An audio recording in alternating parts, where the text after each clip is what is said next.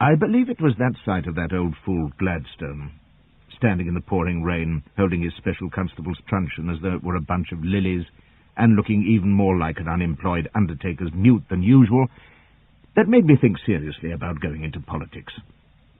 God knows I'm no Tory, and I never set eyes on a Whig yet without feeling the need of a bath. But I remember thinking as I looked at Gladstone that day, well, if that's one of the bright particular stars of English public life, Flashy, my boy, you ought to be at Westminster yourself. You wouldn't blame me. You must have thought the same often. After all, they're a contemptible lot, and you'll agree that I had my full share of the qualities of character necessary in political life. I could lie and dissemble with the best, give short change with a hearty clap on the shoulder, slip out from under long before the blow fell, talk toady, and turn tail as fast as a Yankee faker selling patent pills. Mind you, I've never been given to interfering in other folks' affairs if I could help it, so I suppose that would have disqualified me.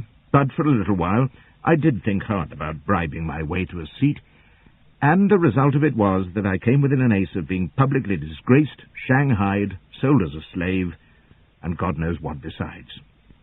I've never seriously considered politics since. It was when I came home from Germany in the spring of '48, after my skirmish with Otto Bismarck and Lola Montez. I was in damned bad shape, with a shaven skull, a couple of wounds, and the guts scared half out of me, and all I wanted was to go to ground in London until I was my own man once more. One thing I was sure of.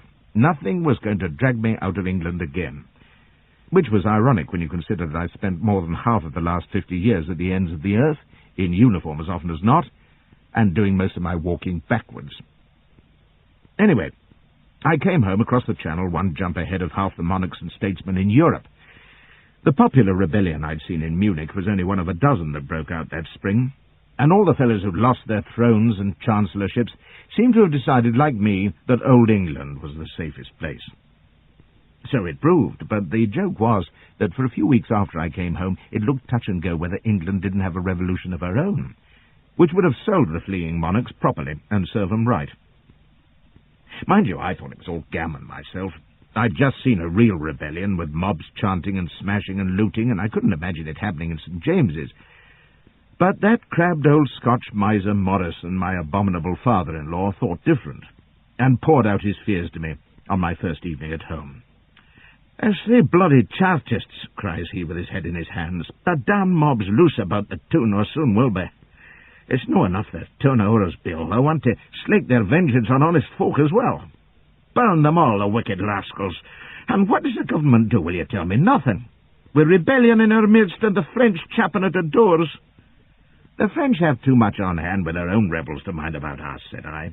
"As for the Chartists, I recall you expressing the same fears years ago in Paisley, and nothing came of it.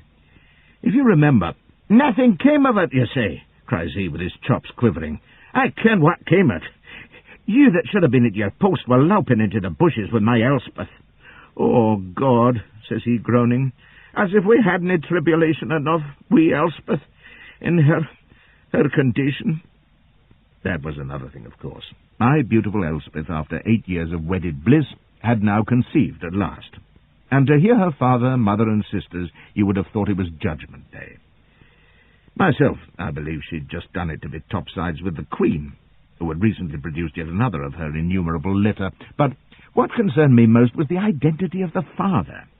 I knew my darling Featherhead, you see, for the trollop she was. You'd never have thought it, to look at her beguiling innocence, but it had long been an unspoken bargain between us that we let each other's private lives alone, and I could guess she'd been in the woodshed with half a dozen during my absence. Mind you, I might have pubbed her myself before I went to Germany, but who could tell? And if she gave birth to something with red hair and a pug nose, there was liable to be talk, and God knows what might come of that.